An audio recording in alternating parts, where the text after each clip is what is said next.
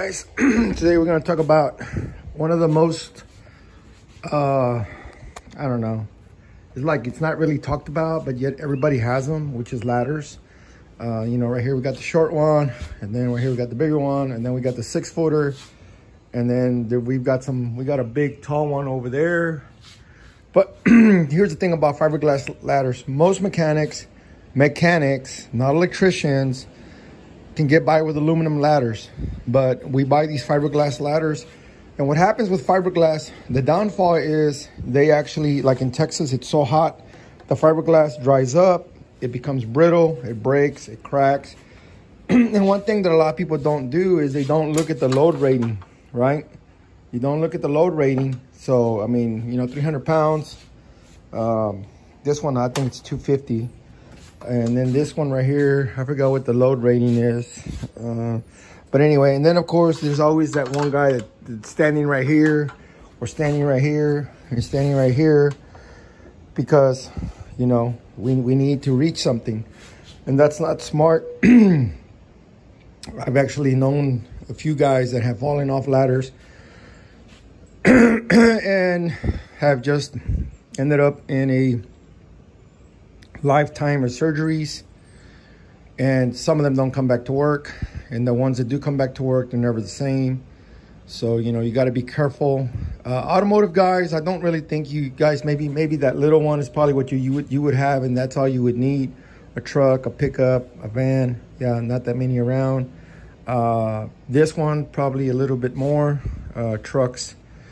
But if you're a heavy equipment guy, if you're a industrial guy, if you're working on generators, if you're working on gas station pumps, if you're working on wheel loaders, if you're working on mining equipment, that mining equipment, you'd probably have to have one of those.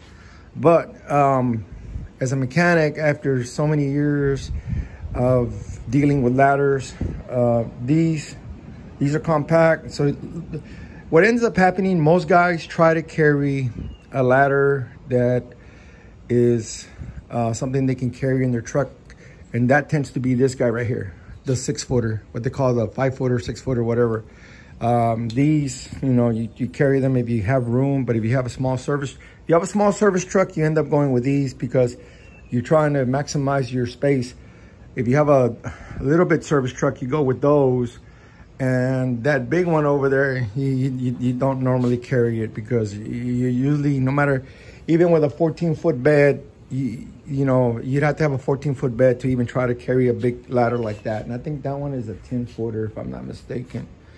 But anyway, so what do you do, right? Let's take a look at an option. Okay, here's a ladder that's been around for a while. It's called Little Giant. I think it's been around for over 20 years. And it's a fully adjustable ladder. It does this A-frame, what people call the A-frame. And it actually can go straight. In other words, this side goes straight up, and this thing will go 17 feet. 17 feet is higher than my other tall ladder.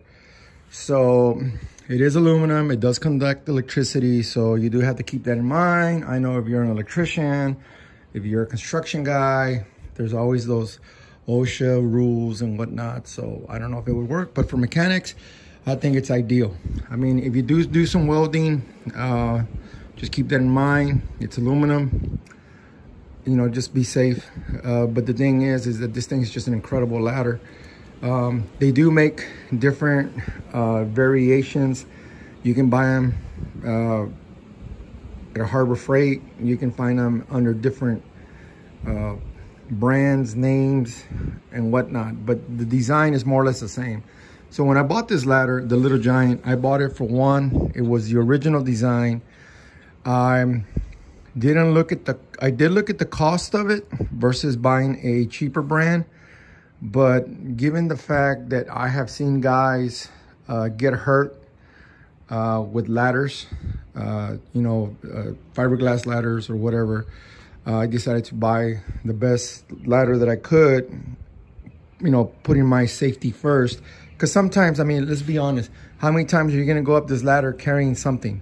And it's probably going to be anywhere from 100 to 50 pounds, you know?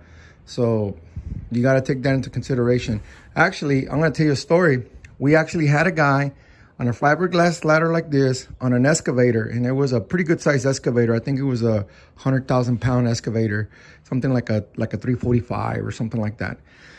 So the guy was putting batteries on the excavator, and it had it had two batteries, but it had those big batteries, the 4D batteries, what they call the 4Ds, which is more or less, they're a little bit bigger than that speaker right there, physical dimension. But anybody that knows what I'm talking about, there's some super heavy ladders.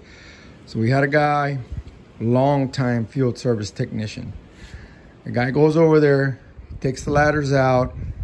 He takes out the ladder, puts it there, drags out the batteries, and he puts the batteries out on the track, and then he comes down the ladder, and then he actually put the batteries on the ground, which anytime you do big batteries like that, get a crane, get a forklift, get a chain hoist, be smart. So anyway, he went and got the new ones, and when he got the new one, he was going up the ladder. And when he was going up the ladder, he was a big old boy, and the ladder gave way. And it was actually a 6-foot fiberglass ladder that gave way. The guy fell, and when he fell, the battery fell on top of him, and the battery messed up his back when he hit the ground. And that guy never worked another day of his life. So anyway, I'm not saying, I say when you get to big batteries, believe you me, batteries are heavy. Use a crane, use a chain hoist, use whatever you got to use, and just go with that. This is a little giant. I highly recommend it, and it's versatile. And I'm going to show you some different configurations here in a minute so you can see it. Leave a comment, tell me what you think.